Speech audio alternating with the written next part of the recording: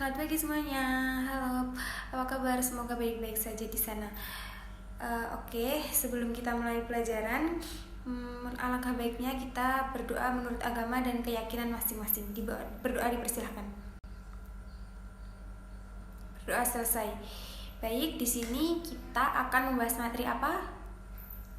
Ada yang tahu? Baik, kita akan membahas teks pidato persuasif.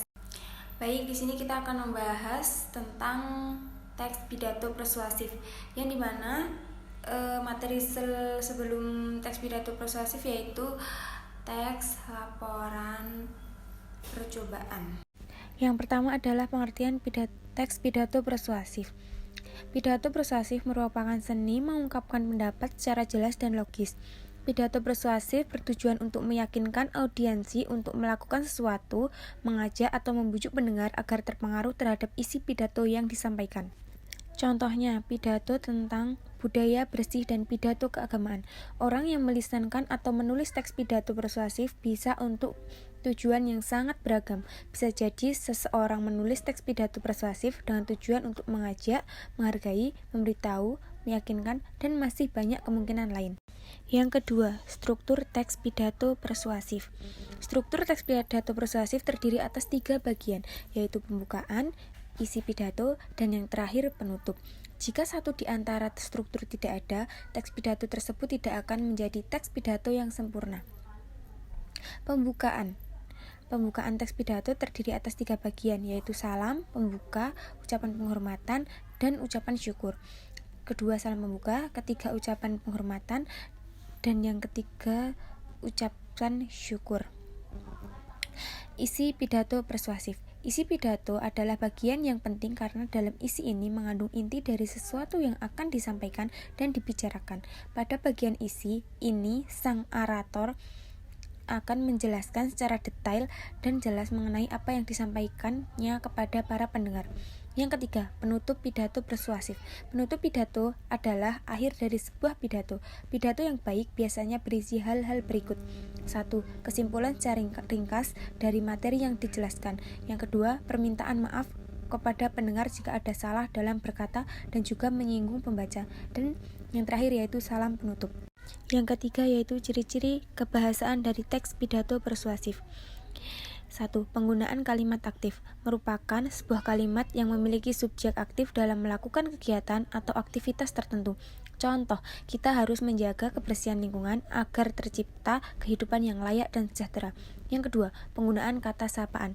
Pada bagian pendahuluan pidato, digunakan kata sapaan sebagai ucapan penghormatan dalam sebuah pidato. Biasanya dimulai dengan menyebutkan orang yang dianggap lebih tinggi jabatannya terlebih dahulu dan kemudian seterusnya, sampai dengan jabatan yang paling bawah.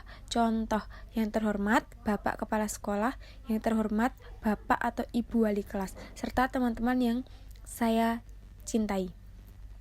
Yang ketiga, kosakata emotif merupakan sebuah kosakata yang berhubungan dengan perasaan yang bisa membuat para pendengar tersentuh. Contoh, sebagai penutup, saya mengutip kata pepatah yang mengatakan bahwa kebersihan adalah sebagian dari iman. Maka apabila seseorang tidak peduli terhadap kebersihan, maka ia sungguhnya bukan merupakan orang yang beriman. Selanjutnya, kosakata bidang ilmu atau istilah merupakan sebuah kosakata yang sangat sering digunakan di dalam bidang keilmuan. Contoh, dalam rangka membersihkan lingkungan sekolah dari sarang nyamuk Aedes aegypti yang menimbulkan penyakit demam berdarah. Selanjutnya, antonim adalah bentuk kata yang berlawanan makna dengan kata yang lain. Contoh, kita harus menjaga lingkungan kita baik-baik agar bumi menghasilkan keuntungan bagi kita, bukan kerugian bahkan bencana bagi kita. Penggunaan kata persuasif. Kata persuasif adalah kalimat yang isinya mengajak seseorang untuk melakukan sesuatu. Contoh, marilah kedepannya kita sebagai umat manusia dapat lebih gigih lagi dalam menjaga kebersihan lingkungan.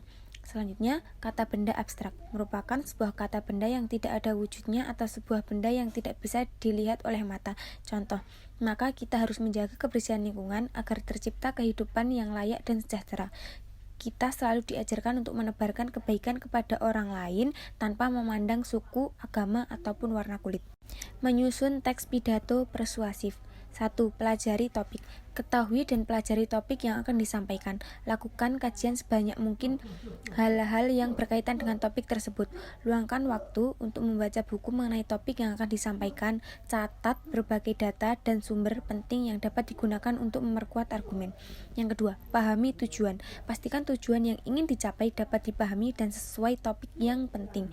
Dan yang ketiga, pahami audiensi. Pelajari siapa audiensi yang akan mendengarkan pidato. Setiap audiensi memiliki kebutuhan tersendiri. Langkah-langkah menulis teks pidato persuasif. 1. Menentukan tema atau pokok pidato. Yang kedua, menentukan tujuan pidato. Yang ketiga, menyusun kerangka pidato. Yang keempat, mengumpulkan bahan-bahan yang dibutuhkan. Dan yang kelima, mengembangkan kerangka pidato menjadi naskah atau teks pidato dengan menggunakan kalimat yang menarik, mengajak, dan mudah dipahami. Nah, di sini silahkan kalian coba untuk memahami dan dibaca sampai kalian paham apa itu teks pidato persuasif. Ini saya bagikan contoh dari teks pidato persuasif.